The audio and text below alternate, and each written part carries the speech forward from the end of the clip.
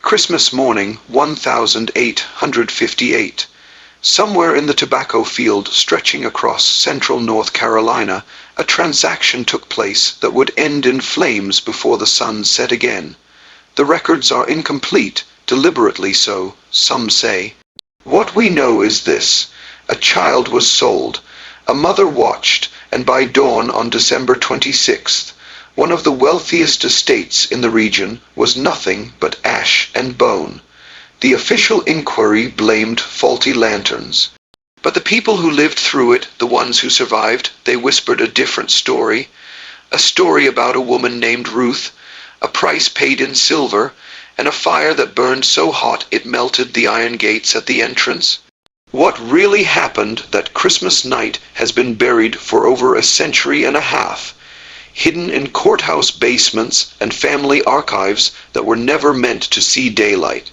Before we continue with the story of Ruth and the fire that consumed Harrow Estate, if you're fascinated by dark historical mysteries like this one, make sure to subscribe and hit that notification bell so you never miss a story.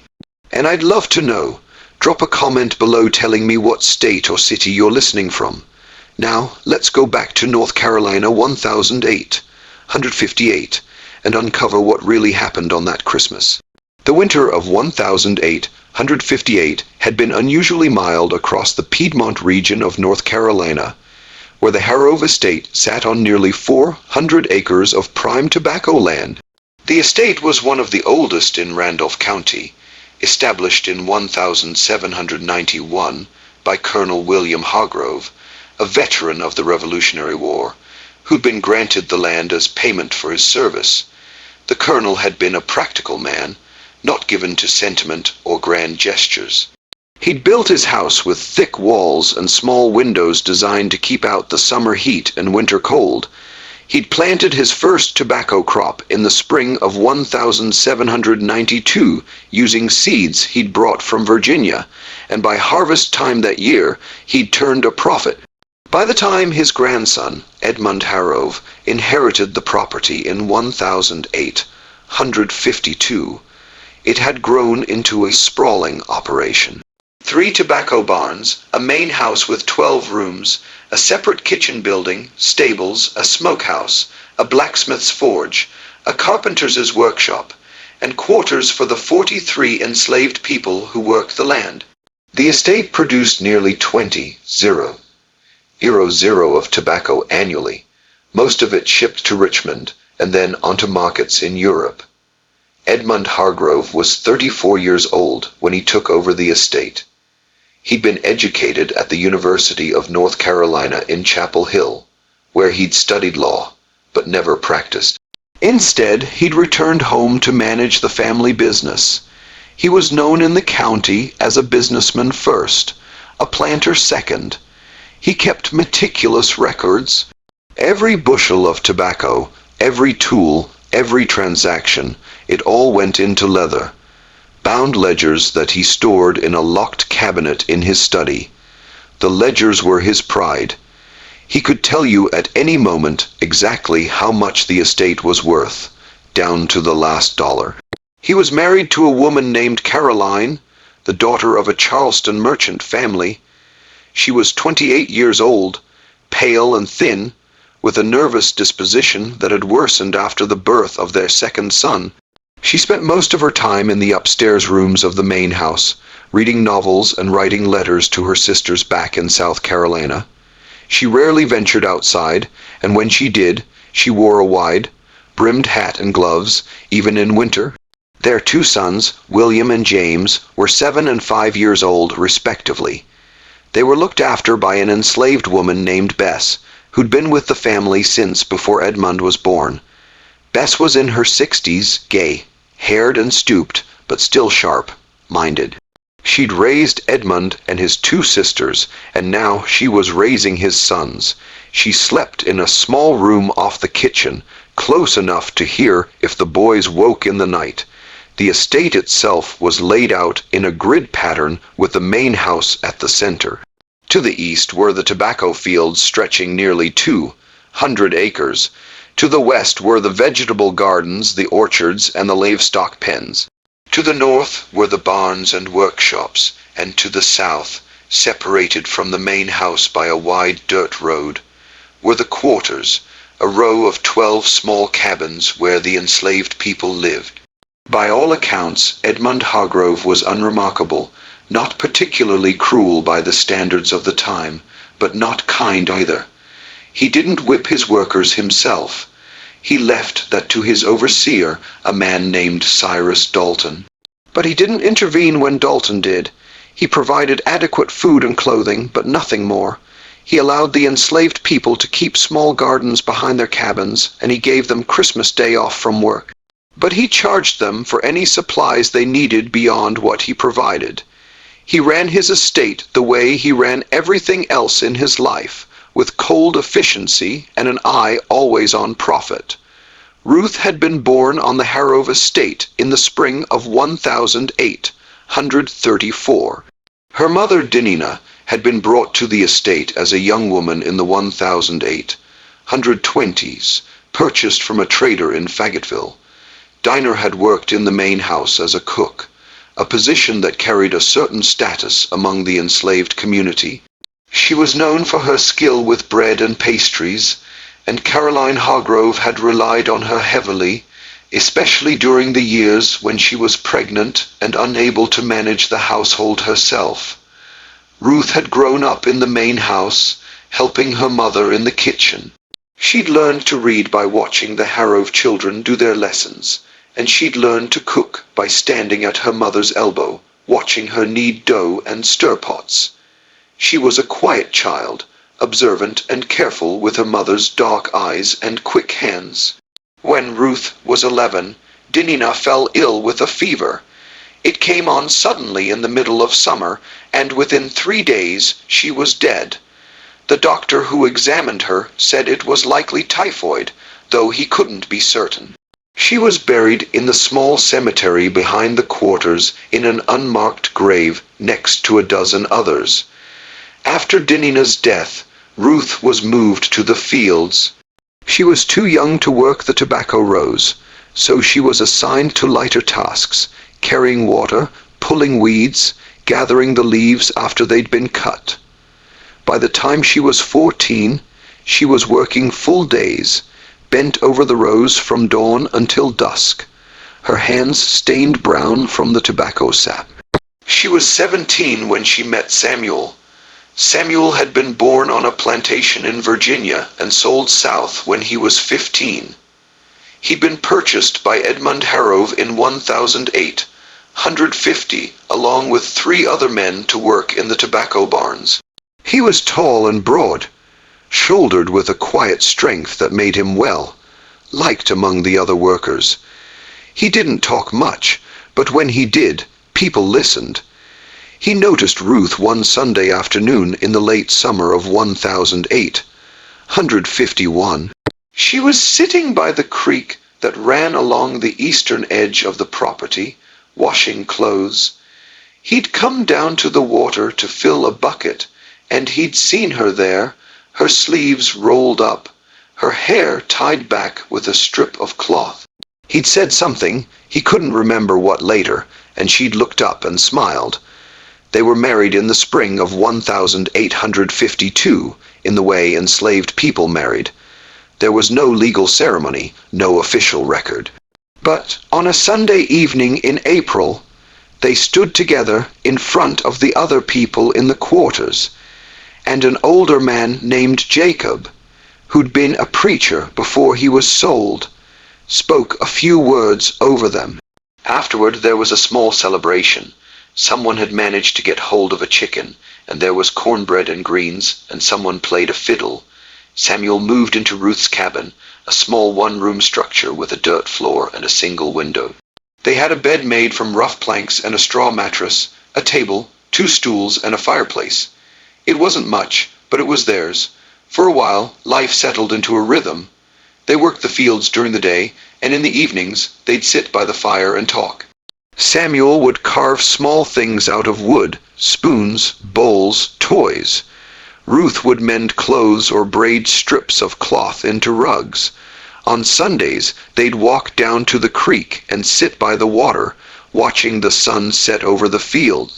Their daughter was born in March of 1008, 157 on a cold, rainy night. Ruth had gone into labor in the afternoon, and by midnight the baby was born. Samuel had stayed with her the whole time, holding her hand, wiping her forehead with a damp cloth. When the baby finally came, small and red, faced and wailing, he'd wrapped her in a blanket and handed her to Ruth. Ruth had looked down at the tiny face, the dark eyes blinking up at her, and she'd felt something shift inside her chest, a fierce, protective love that was almost painful in its intensity. She named her Lily after the flowers that grew wild near the creek. Lily was a healthy baby, bright-eyed and quick to smile. She had Ruth's dark eyes and Samuel's broad forehead. By the time she was 6 months old, she was laughing and reaching for things, and by the time she was a year old, she was pulling herself up to stand, holding on to the edge of the table. Ruth would carry her into the fields in a sling made from old cloth, setting her down in the shade while she worked the roads. In the evenings, she'd sing to her old songs Dina had taught her, songs that had been passed down through generations, songs about rivers and roads and freedom. Samuel doted on the child. He'd carve little toys for her out of scraps of wood, animals mostly, a horse, a bird, a rabbit. He'd make them move and dance while Lily laughed and reached for them with her small hands. He'd talk to her in a soft voice, telling her stories about places he'd never been, places he'd only heard about from other people, places where the land was flat and wide, where you could walk for days and never see another person, places where people were free. For a brief time, despite everything, there was something close to happiness in that small cabin in the quarters. But Edmund Hargrove's ledgers told a different story. The tobacco crop of 1008, 157 had been poor. A late frost in April had damaged the seedlings, and then a dry summer had stunted growth. The plants had been small and weak, the leaves thin and brittle. The harvest brought in less than half of what Harrove had projected. By the fall, he was in debt to a merchant in Greensboro who'd extended him credit for seed and supplies. The merchant wanted payment. Harrove didn't have it. He'd spent the winter trying to figure out how to cover the debt.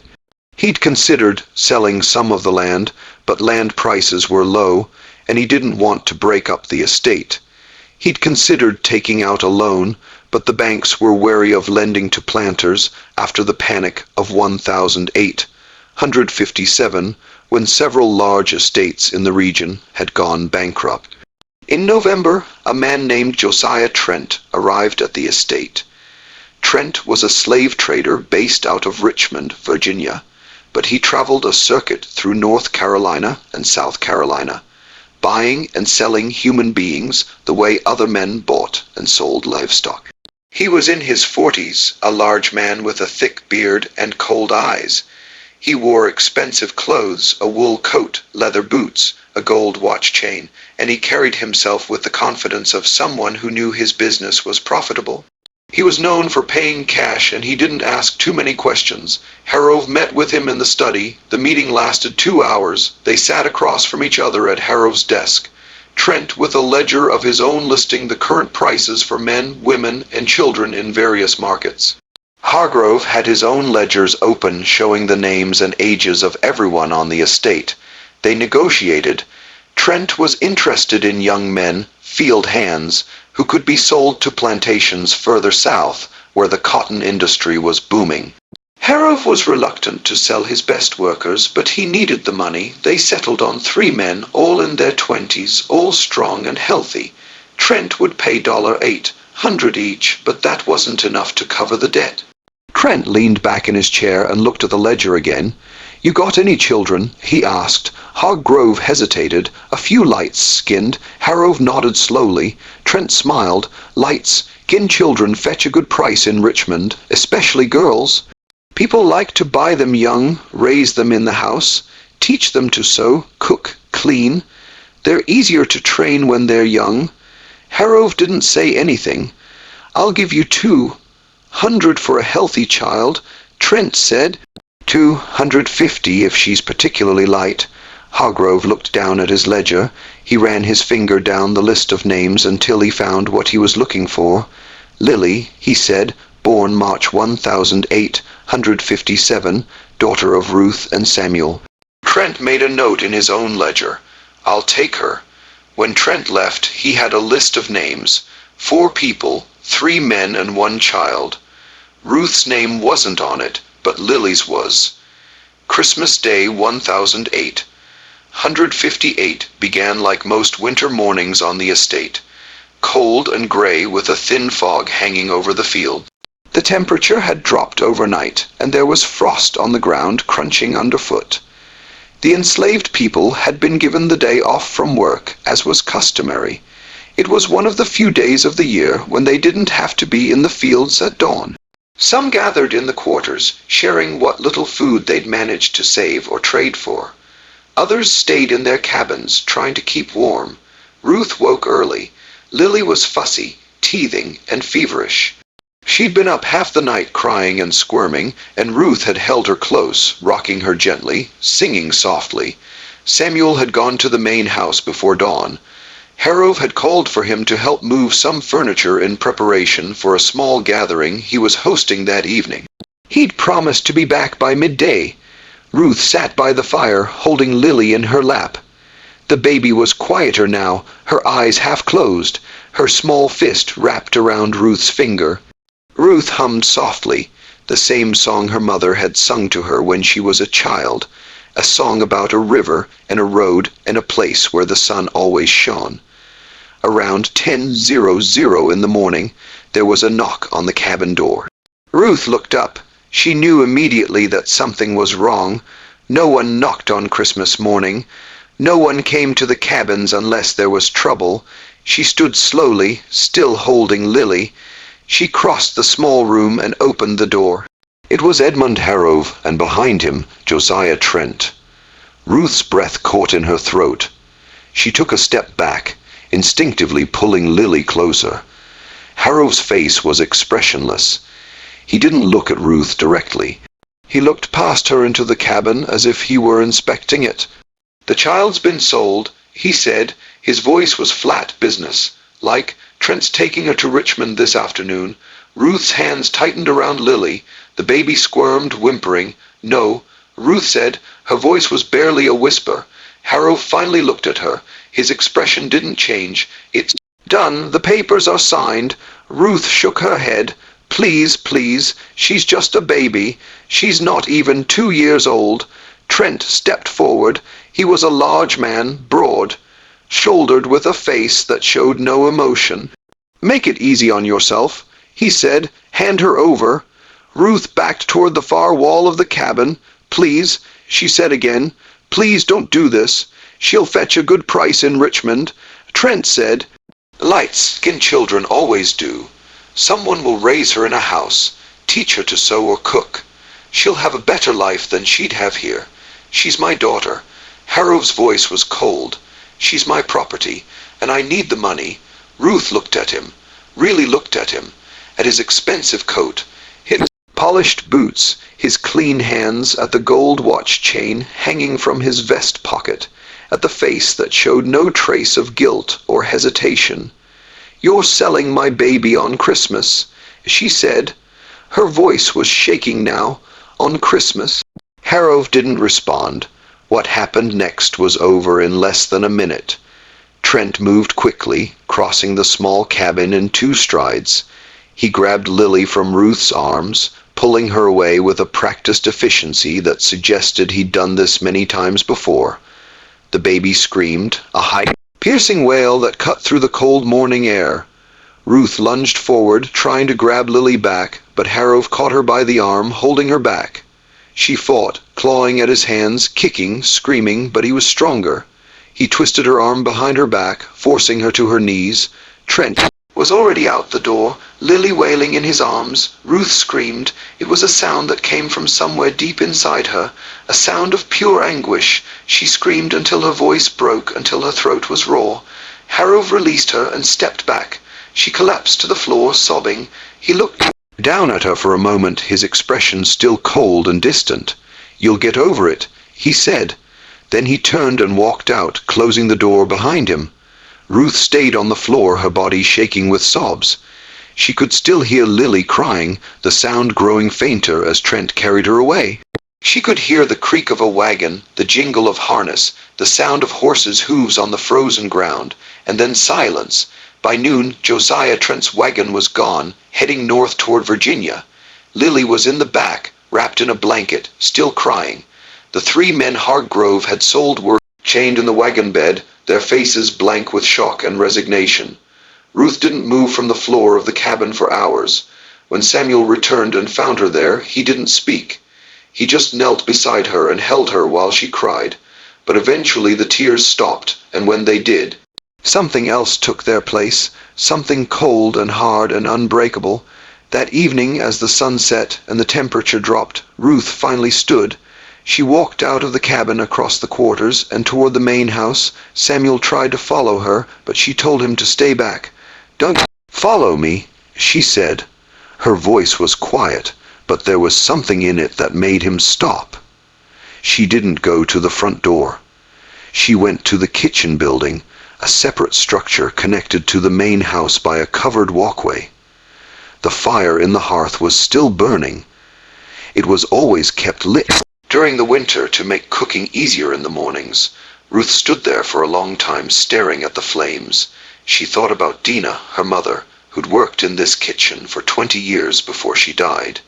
She thought about all the meals she'd helped prepare, all the hours she'd spent standing at this hearth cooking food for people who saw her as nothing more than a tool. She thought about Lily, about her small hands and bright eyes, about the way she laughed when Samuel made the wooden animals dance, about the way she'd reached for Ruth that morning, her fingers grasping at air as Trent carried her away. And she thought about Edmund Harrove, about his cold eyes and his ledgers and his gold watch chain, about the way he'd said, "You'll get over it," as if losing a child was no different than losing a tool or a piece of furniture. She reached down and picked up a burning log from the hearth. The heat seared her hands, but she didn't let go. She carried it through the covered walkway and into the main house. She went to the study first, the room where Harrove kept his ledgers, the room where he'd sat with Josiah Trent and negotiated the price of her daughter's life. She set the burning log on the desk on top of the open ledger. The paper caught fire immediately, the flames spreading quickly across the pages. She watched for a moment, watching the names burn. All those names, all those people who'd been bought and sold, reduced to entries in a ledger. Then she turned and walked out. She went to the parlor next, where Caroline Harrove kept her expensive furniture and her imported rugs. She set fire to the curtains, watching them go up in flames. Then the dining room, the sitting room, the hallway. By the time she reached the front door, the entire first floor was burning. She walked out into the cold night air and stood in the yard, watching the flames spread. She could hear shouting now, people running, someone screaming, but she didn't move. She just stood there, her hands blistered and bleeding, watching the house burn. The fire burned for hours, consuming not just wood and brick, but the illusion of order that men like Edmund Hargrove tried to impose on a system built on human suffering. By the time the first neighbors arrived, drawn by the glow visible for miles across the flat Piedmont landscape, there was nothing to be done. The main house was engulfed, flames shooting 30 ft into the air. The heat was so intense that people couldn't get within 50 yards of the structure. They formed a bucket line from the well anyway, more out of instinct than hope, passing water hand to hand in a futile attempt to contain the blaze. Edmund Hargrove and his family had escaped through a second-floor window on the east side of the house. Caroline had jumped first, landing badly and breaking her ankle. The two boys had been lowered down by their father, then caught by Bess, who'd been one of the first to see the flames. Harrove had been the last out, and by the time he hit the ground, his nightshirt was singed, and his face was blackened with smoke. They huddled together in the yard, wrapped in blank. It's someone had brought from the quarters, watching their home burn. William, the older boy, was crying. James, the younger one, just stared at the flames, his eyes wide and unblinking. Caroline was in shock. her broken ankle twisted at an unnatural angle, her face pale and sweating despite the cold. The enslaved people from the quarters had come running when they saw the fire. Some joined the bucket line. Others tried to save what they could from the outbuildings, the smokehouse, the stables, the tobacco barns. The kitchen building connected to the main house by the covered walkway caught fire around midnight and burned completely. One of the tobacco barns downwind from the main house caught sparks and was lost at... Well, by dawn on December 26th, the main house was nothing but a smoking ruin. The walls had collapsed inward, leaving only the brick chimney standing blackened and cracked. The iron gates at the entrance to the property had warped from the heat. Their decorative scroll work melted and twisted. Ruth was found sitting on the ground near the remains of the house, her hands burned and blistered, her dress singed and torn. She didn't resist when Cyrus Dalton, the overseer, grabbed her by the arm and pulled her to her feet. She didn't say a word. Samuel tried to go to her, but Dalton shoved him back. "Stay where you are," he said. Ruth looked at Samuel once, just once. Her eyes were dry. She didn't cry. She didn't speak. She just looked at him, and then she looked away. Dalton took her to the barn and locked her inside. The inquiry began 2 days later. The county sheriff, a man named Thomas Garrett, came to the estate with a deputy and a clerk to take statements. He interviewed Edmund Hargrove first, then Caroline, then several of the enslaved people who'd been present when the fire started. Hargrove's account was straightforward. He'd been asleep when the fire started. He'd woken to the smell of smoke and the sound of his wife screaming. He'd gotten his family out as quickly as he could. He believed the fire had been caused by a lantern left burning in the kitchen, or perhaps a spark from the hearth.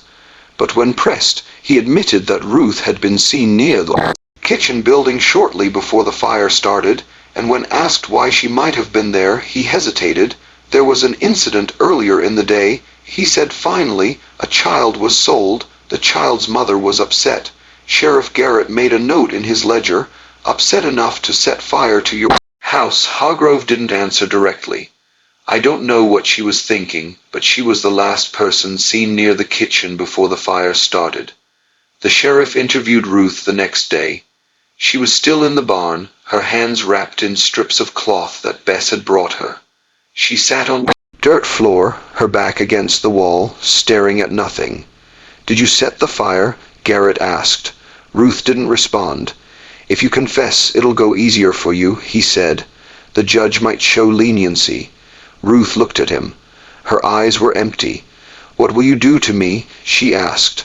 Her voice was from screaming the day before. "That's up to the judge," Garrett said. "Will you hang me?" Garrett shifted uncomfortably. "That's up to the judge," he said again. Ruth looked away. "Then it doesn't matter what I say." The inquiry concluded 3 days later. The official finding was inconclusive. There was no direct evidence that Ruth had set the fire, only circumstantial evidence. Suspicion, but there was also no other explanation that made sense. Edmund Hargrove, despite everything, didn't push for a trial. Some said it was because he didn't want the attention. A trial would mean newspapers, questions, scrutiny. It would mean people asking why he'd sold a baby on Christmas morning. It would mean his business dealings, his debts, his ledgers. All of it would become public. Others said it was because he knew what a trial would reveal. That he'd sold a child for $200 in silver. That he'd torn a family apart to pay off a debt. That he'd done it on Christmas of all days. Whatever his reasons, he made a decision.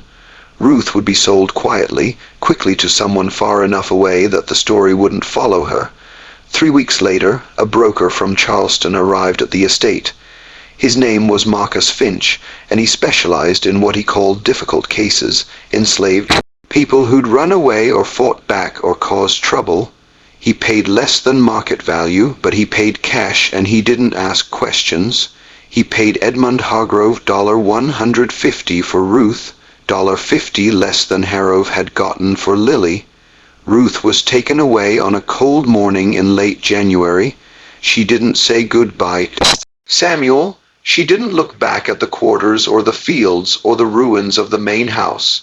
She just climbed into the back of Finch's wagon and sat down, her hands still bandaged, her face expressionless. Samuel watched her go. He stood in the yard outside their cabin, his hands clenched into fists. His jaw tight. He didn't cry, he didn't speak. He just watched until the wagon disappeared down the road. That night, he went into the cabin and found the small wooden rabbit he'd carved for Lily. He held it in his hands for a long time, running his fingers over the smooth wood, remembering the way Lily had laughed when he made it hop across the table. Then he wrapped it in a piece of cloth and buried it beneath the floorboards in the corner where Lily's cradle had been. The years that followed were hard ones for the Harrove estate. Edmund Hargrove rebuilt, but it took time and money. He didn't have. He borrowed from banks in Greensboro and Raleigh, putting up the land as collateral. He hired new workers to replace the ones he'd sold, but they were expensive, and the tobacco crops continued to be unpredictable. By 1860, the estate was barely breaking even. Harrove had built a new house smaller and simpler than the original, with fewer rooms and no decorative details. It was functional, nothing more. He'd also rebuilt the kitchen as a separate structure, but this time he'd had it built farther from the main house with a stone foundation and a brick chimney that extended well above the roof line. He'd become obsessed with fire safety. Every door in the new house had a lock. Every window had shutters that could be barred from the inside. He kept buckets of water stationed at intervals around the property, and he'd had a bell installed near the main house that could be rung in case of emergency. He also kept a rifle by his bed, and he slept poorly.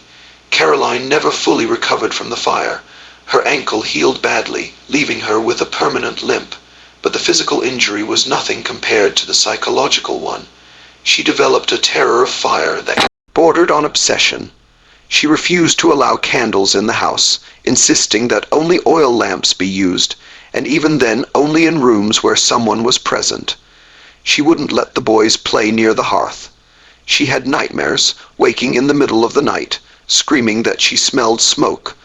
By 1861, she'd stopped leaving the house entirely. She spent her days in the upstairs bedroom reading the same books over and over, writing letters to her sisters that she never sent. She rarely spoke to Edmund, and when she did, it was only to ask about the locks on the doors or the water in buckets. The boys grew up in the shadow of the fire. William, the older one, became quiet and withdrawn. He'd wake in the night, sometimes crying, saying he dreamed about the flames. James, the younger one, developed a stutter that he never fully outgrew. The enslaved people on the estate spoke about the fire in whispers. They didn't talk about it openly, not where Harrove or Dalton could hear, but among themselves they told the story about Ruth and Lily, about Christmas morning, about the way Ruth had walked into the main house with a burning log in her hands. Some said she'd been right to do it, that Harrove had deserved to lose his house, his wealth, his sense of security, that he'd taken something from her that could never be replaced, and she'd taken something from him in return. Others said it had been a mistake, that Ruth had only made things worse for herself and for everyone else, that the fire had accomplished nothing except to bring more suffering. But everyone agreed on one thing. Ruth had made a choice. She decided that if she couldn't have her daughter, Edmund Harrove wouldn't have his house. Samuel never spoke about Ruth after she was taken away. He worked in the tobacco barns the same as before, but he was quieter now. He didn't carve anymore. He didn't sing. He kept to himself, and people learned not to ask him questions. In the spring of 1861, when the war started, several of the younger men on the estate tried to run away, hoping to reach Union lines. 2 of them made it. 3 were caught and brought back. Samuel didn't try to run. He just kept working day after day, his face expressionless, his hands moving through the familiar motions of stripping tobacco leaves and hanging them to dry. In 1863, Cyrus Dalton, the overseer, was conscripted into the Confederate Army. He was killed at Gettysburg in July of that year. Edmund Hargrove tried to manage the estate himself after that, but he was overwhelmed. The tobacco crops failed 2 years in a row. The workers, sensing that the war might bring changes, became less cooperative. Some simply stopped working, daring Harrove to do something about it. By 1865, when the war ended, the estate was in ruins. The fields were overgrown. The barns were falling apart. The new house, only 5 years old, already looked worn and neglected. When the Emancipation Proclamation reached North Carolina, Samuel was one of the first to leave. He walked off the estate on a warm morning in May, carrying nothing but the clothes on his back and the small wooden rabbit he dug up from beneath the floorboards of his cabin. He walked north, following the roads toward Virginia. He didn't know where he was going. He didn't have a plan. He just knew he couldn't stay. He never found Lily. He tried. He asked everyone he met if they'd heard of a light-skinned girl about 8 years old by then, who might have been sold in Richmond in 1858. But no one knew anything. The records had been destroyed in the war. The traders were dead or scattered. The trail was cold.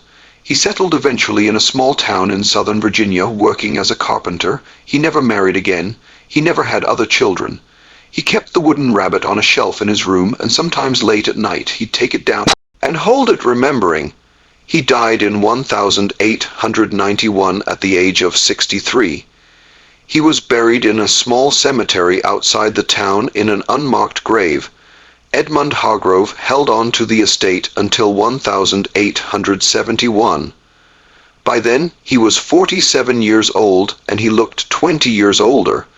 His hair had gone gray, his hands shook. He'd developed a persistent cough that the doctor said was from the smoke he'd inhaled the night of the fire, though it had been more than a decade. In the spring of 1871, he had what the doctor called a failure of the heart. He collapsed in the study of the new house, the same room where he kept his ledgers. He was found by one of the workers, slumped over his desk, his hand still holding a pen.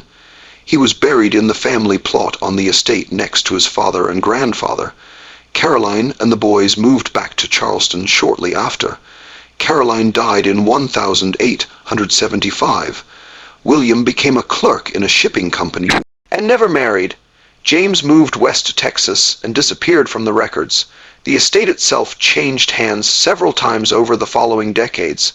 The new house was torn down in 1885. The land was subdivided and sold off in pieces. By 1900, the only thing left of the original Harrove estate was the family cemetery and a few crumbling foundations hidden in the underbrush. But the story didn't end there. In 1923, a man named Robert Vance bought 50 acres of the old Harrove property, including the grove where the main house had stood. Vance was a veteran of the First World War, originally from Pennsylvania, who'd moved south looking for cheap land to farm. He was in his early 40s, unmarried, with a limp from a piece of shrapnel that had lodged in his left leg during the Battle of the Argonne Forest. He cleared part of the grove and built a small house near the creek. It was a simple structure, 2 rooms, a stone fireplace, a front porch. He planted a vegetable garden and kept a few chickens. He lived there alone, content with the quiet and the solitude. For the first year, everything was fine. He worked the land, sold vegetables at the market in town, and kept to himself. Neighbors were friendly enough, though they found him a bit odd. He didn't attend church. He didn't socialize. He just worked his land and stayed in his house. But in the summer of 1924, things started to change. It began with small things. Vance would wake in the middle of the night and smell smoke. Not wood smoke like from a chimney, but something else. Something acrid and chemical, like burning fabric or tar. He'd get up and check the house, but there was never anything burning. The fireplace would be cold. The stove would be off. The smell would linger for a few minutes, and then it would fade. He told himself it was his imagination, a trick of the mind brought on by memories of the war. He'd smelled burning things in France, burning wood, burning flesh, burning earth. Maybe his mind was playing tricks on him, but then he started hearing things, footsteps on the porch, slow, deliberate footsteps, like someone pacing back and forth. He'd get up and go to the door, but there'd be no one there, just the empty porch in the dark yard beyond, and sometimes late at night, he'd hear a woman's voice, singing. It was faint, barely audible, but it was there. A low, mournful song. in a language he didn't recognize, or maybe it was English, but the words were too distorted to make out. He tried to ignore it. He told himself it was the wind or an animal or his own mind playing tricks on him again, but the sounds continued night after night. The footsteps, the singing, the smell of smoke. In the fall of 1924, he decided to dig a new well. The old one near the house had started to run dry, and he needed a more reliable water source. He chose a spot about 30 yards from the house, near where he thought the original main house had stood. He started digging on a cool morning in October. The ground was hard, packed clay mixed with rocks. He worked slowly, breaking up the soil with a pickaxe and shoveling it out. By midday, he was about 4 ft down. That's when the shovel hit something hard. He thought it was a rock at first, but when he cleared the dirt away, he saw that it was metal, a box, rectangular, about the size of a small trunk made of iron and badly rusted. It was locked. Vance stared at it for a long time. He didn't know what to do. Part of him wanted to leave it buried, to fill in the hole and forget he'd ever found it. But another part of him, the part that had survived the war, the part that had learned to face things head-on, wanted to know what was inside. He used a hammer to break the lock. It took several tries, but eventually the rusted metal gave way. Inside the box were papers, ledgers, old, yellowed, brittle with age. Some of them were water-damaged. The ink faded and a label, but others were still readable. Vance lifted them out carefully and spread them on the ground. They were account books, records of transactions, dates, names, amounts. He read through them slowly, his hands shaking slightly. They were records of people, enslaved people, bought and sold like livestock. Each entry had a name, an age, a description, and a price. Jacob, male, age 28, strong back, good worker, $8. 100. Sarah, female, age 19, house trained, $6. 100. Moses, male, age 35, skilled carpenter, $9. 100. Page after page, dozens of names, dozens of lives reduced to entries in a ledger, and then near the bottom of one page he found an entry that made him stop. Lily, female, born March 12th, 1857, light-skinned, sold December 25th, 1858, $200. Beneath it, in different handwriting, smaller, more cramped, written in pencil rather than ink. Someone had added a note. He took my child, I took his house, we are even now. Vance sat back on his heels, staring at the words. He didn't know who had written them. He didn't know the full story, but he knew enough. He looked up at the grove, at the trees that had grown over the ruins of the old house. He thought about the smell of smoke, the footsteps, the singing, and he understood. He gathered up the ledgers, carried them back to his house, and burned them in the fireplace.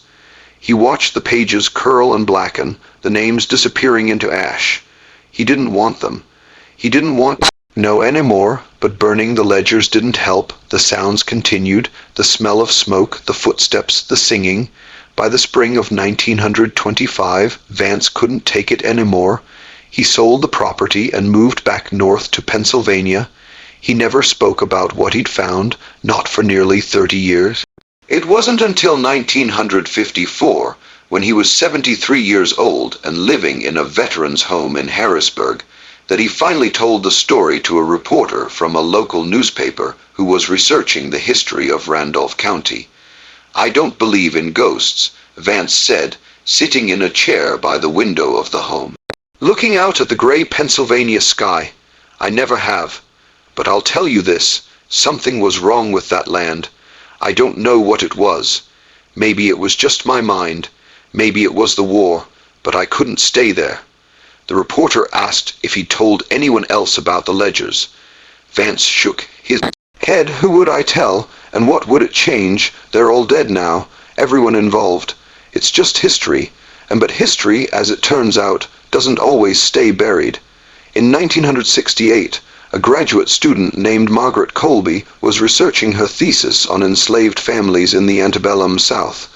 She was 24 years old, studying at Duke University, and she'd been combing through courthouse records in Randolph County when she came across a reference to the Harrove Estate fire.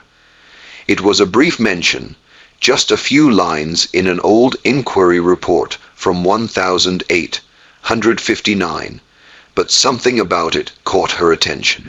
A fire on Christmas night. A woman suspected of arson, a child sold that same morning. She started digging deeper. She found the inquiry report, which was brief and inconclusive. She found property records showing the sale of the estate in pieces over the years. She found tax documents, census records, and family histories, and then in a box of miscellaneous documents that had been misfiled in the basement of the courthouse, she found a letter. It was dated January 15th, 1859, and it was addressed to Edmund Hargrove from a man named Reverend Thomas Whitley, a Methodist minister who'd served several congregations in the area. The letter was short, handwritten in careful script on yellowed paper. Mr. Hargrove, I write to you with a heavy heart. I have heard what transpired on Christmas Day, and I have heard what followed. I do not presume to judge you, for judgment belongs to God alone, but I must tell you this. The woman Ruth came to me before she was taken away. She did not confess to setting the fire. She did not deny it either. She said only this: he took my child, I took his house, we are even now. I fear, Mr. Hargrove, that you are not even. I fear that what you have sown, you will reap in ways you cannot yet imagine. I urge you to seek forgiveness not from me but from the Lord, and to make amends where you can. Your servant in Christ, Reverend Thomas Whitley. Margaret Colby made a copy of the letter and included it in her thesis. The thesis was titled Fractured Families, the Impact of Child Sales on Enslaved Communities in North Carolina, 1865. It was well researched and carefully argued, but it was never published. She left graduate school in 1970 to get married and never returned to finish her degree.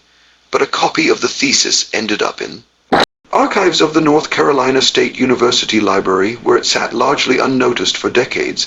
In 2003, a historian named Dr. Alan Pritchard came across Cole's thesis while researching a book on resistance among enslaved people in North Carolina. He was in his 50s, a professor at a small college in Virginia, and he'd spent most of his career studying the ways enslaved people had fought back against the system that oppressed them. He was struck by the letter from Reverend Whitley and decided to investigate further. He spent the next 2 years tracking down every piece of information he could find about the Hargrove estate, Ruth, and the fire. He combed through property records, tax documents, and family histories. He searched for descendants of people who'd been enslaved on the estate. He traveled to South Carolina trying to find records of Ruth after she was sold, but he came up empty. The records had been destroyed, lost, or never kept in the first place. But he did find descendants, people whose great-great-grandparents had been enslaved on the Hargrove estate. People who'd heard stories passed down through their families. One of the people he interviewed was a woman named Evelyn Morris. She was 91 years old, living in a nursing home in Greensboro. She was sharp, minded, and clear-eyed, and she remembered the stories her grandmother had told her.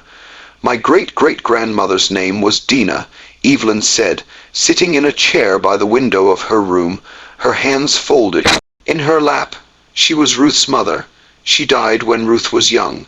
But before she died, she made Ruth promise something. She made her promise that no matter what happened, she'd never let them break her. She'd never let them take everything. Evelyn paused, looking out the window at the parking lot. Beyond, when they took Lily, Ruth kept that promise. She didn't let them take everything. She took something back. Dr. Pritchard asked if Evelyn knew what had happened to Ruth after she was sold. She died. Evelyn said quietly, in South Carolina, I don't know when exactly. Sometime before the war ended, I think, but before she died, she sent a message back. It was passed along through people who traveled between plantations. The message was simple. Tell Samuel I kept my promise. Pritchard asked what the promise was. Evelyn looked at him. The promise she made to her mother that she'd never let them break her. Dr. Pritchard published his findings in a journal article in 2005.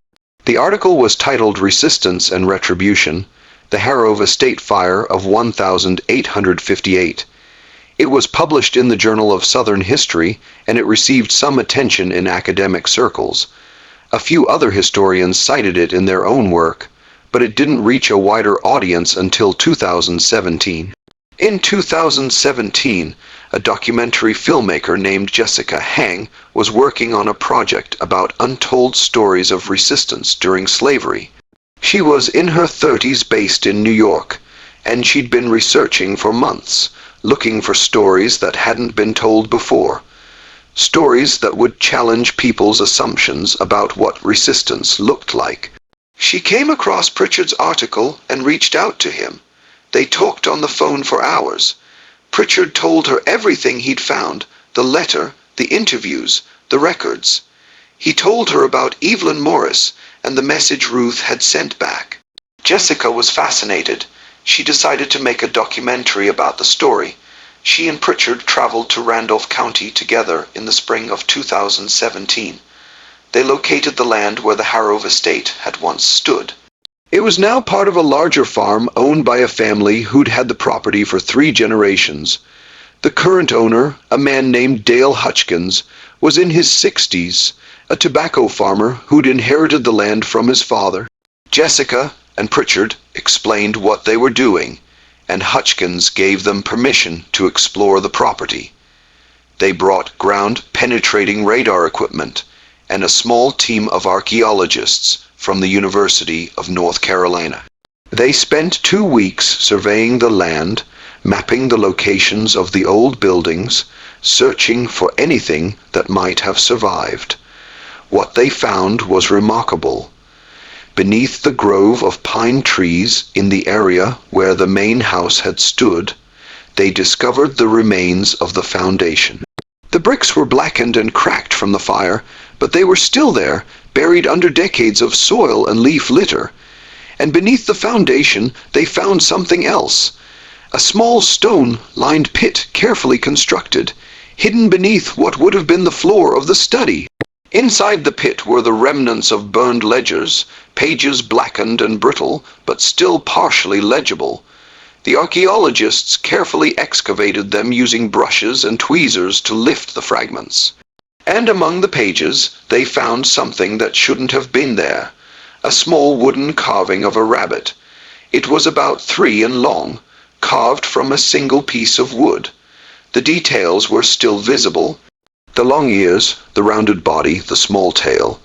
It had been carefully made, lovingly crafted. Jessica held it in her hands, turning it over, examining it. She looked at Pritchard. "This is Samuel's carving," she said. "The one he made for Lily." Pritchard nodded slowly. "But how did it get here? Samuel left after the war. He took the carving with him." They looked at each other, both thinking the same thing. "Ruth," Jessica said. "Ruth must have had it.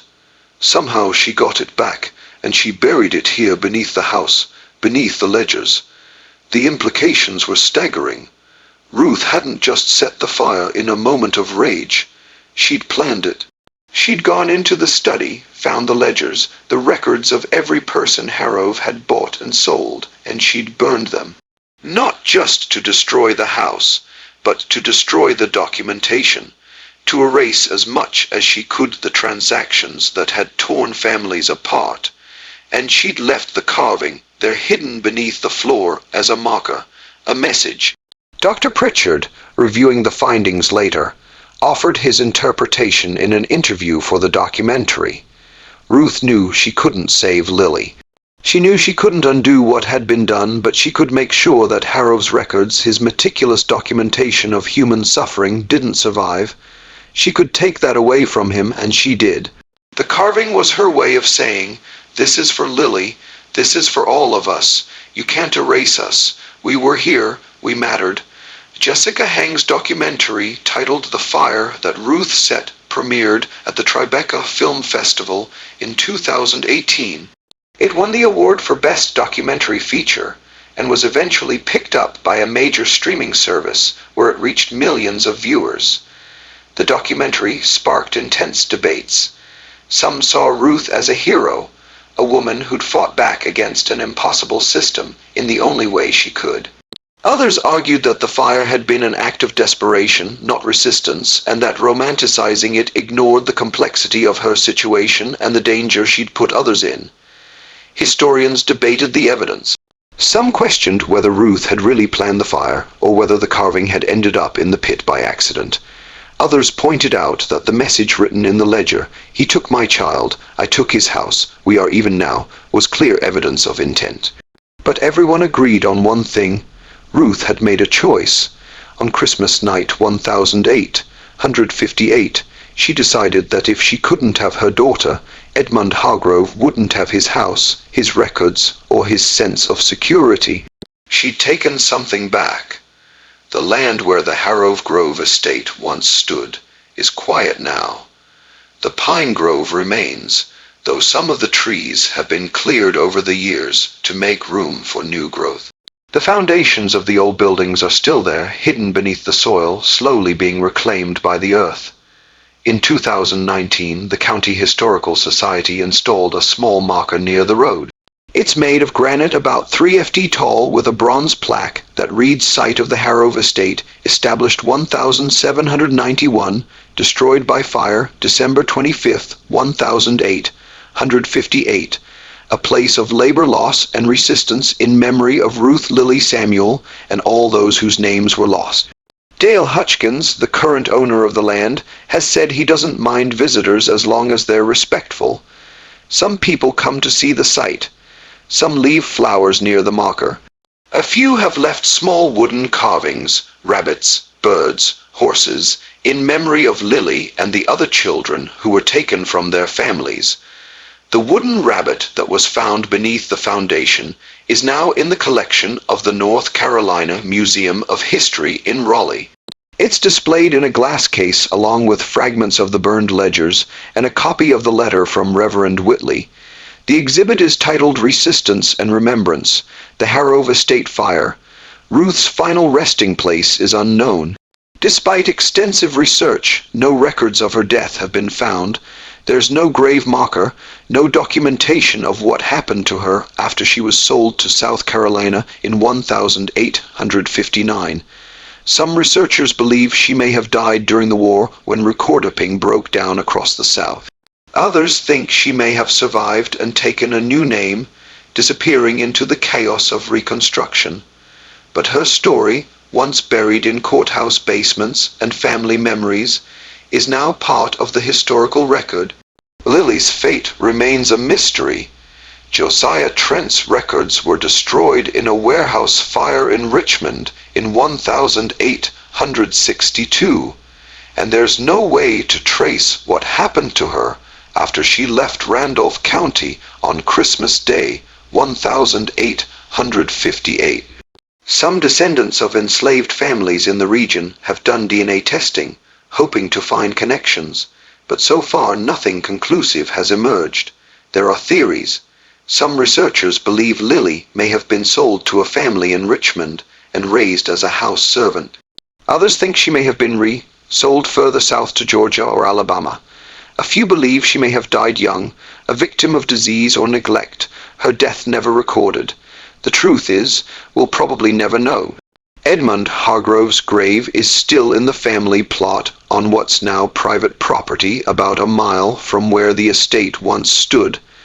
The plot is overgrown, the headstones tilted and weathered. His descendants, scattered across the country, have had mixed reactions to the story.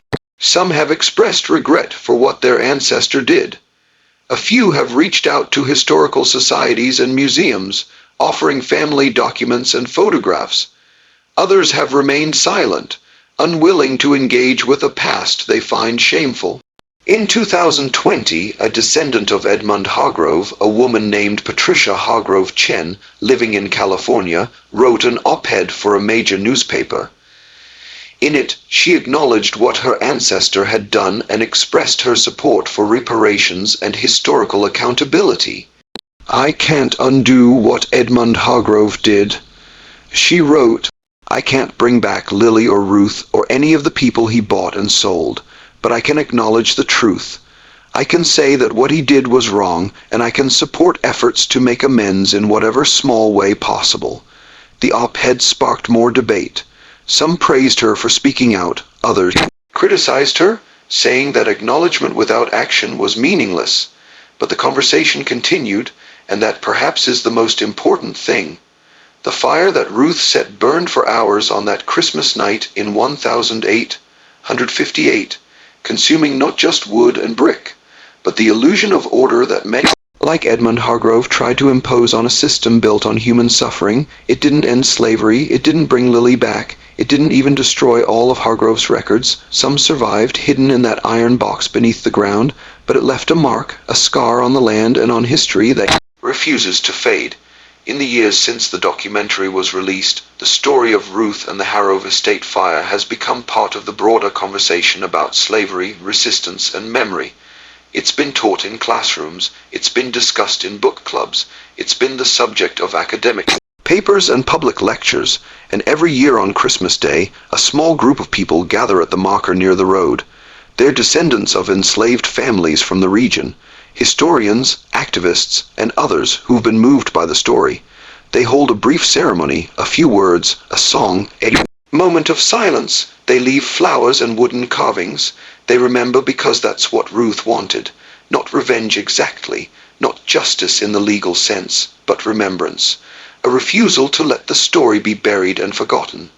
She wanted people to know that she was there, that Lily was there, that they mattered. And now, more than a century and a half later, we do know. We remember the story of Ruth and the fire she set on Christmas night 1858 is a story about loss and rage and the impossible choices people are forced to make in impossible circumstances. It's a story about a mother who lost her child and decided that if she couldn't have justice, she'd have retribution. It's a story about a man who valued profit over humanity and paid a price for it, though perhaps not a high enough one.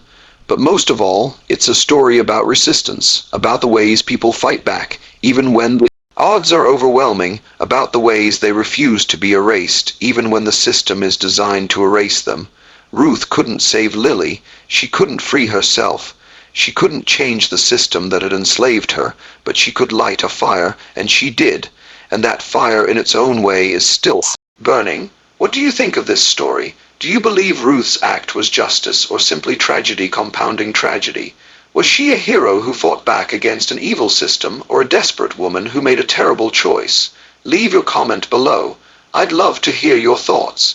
If you enjoyed this tale and want more dark historical mysteries like this, make sure to subscribe, hit that notification bell, and share this video with someone who loves untold stories.